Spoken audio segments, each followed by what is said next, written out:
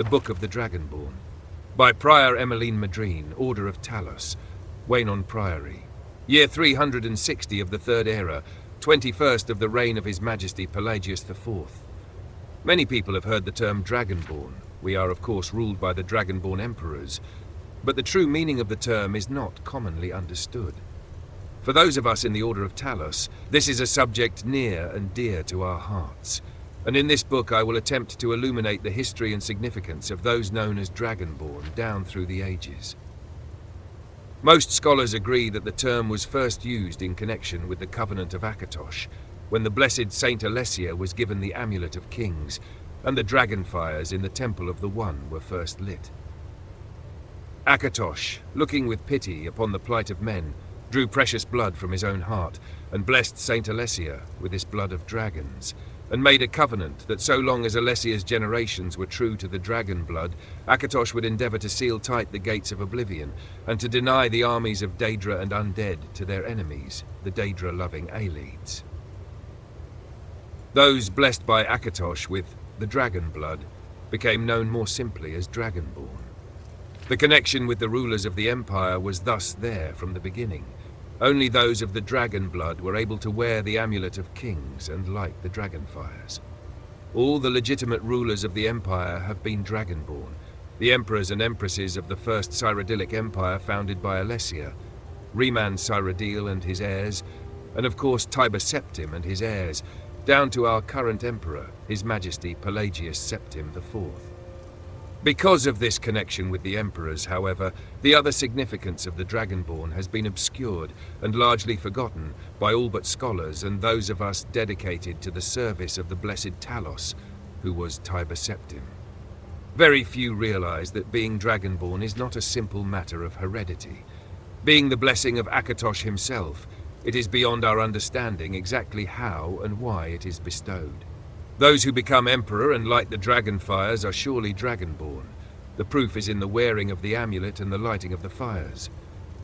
But were they Dragonborn and thus able to do these things? Or was the doing the sign of the blessing of Akatosh descending upon them?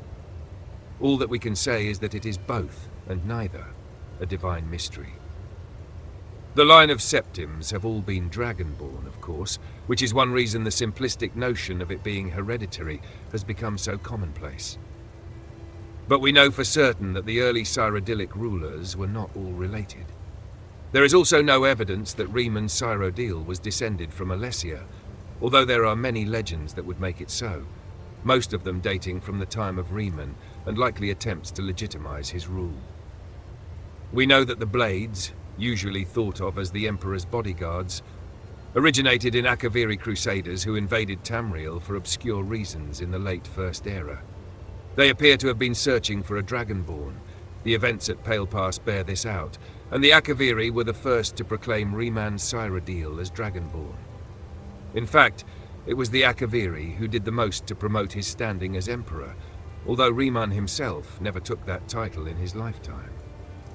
And, of course, there is no known hereditary connection between Tiber Septim and any of the previous Dragonborn rulers of Tamriel.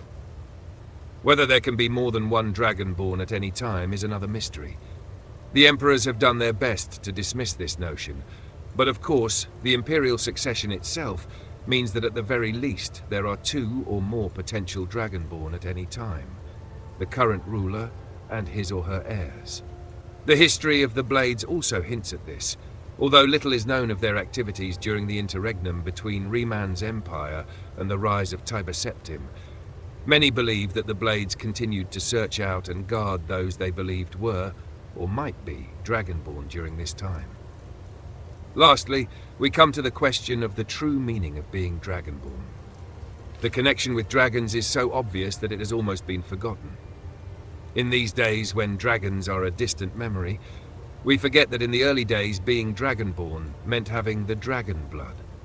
Some scholars believe that was meant quite literally, although the exact significance is not known.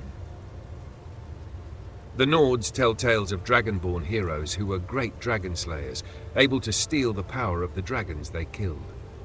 Indeed, it is well known that the Akaviri sought out and killed many dragons during their invasion, and there is some evidence that this continued after they became Riemann Cyrodiil's Dragon Guard.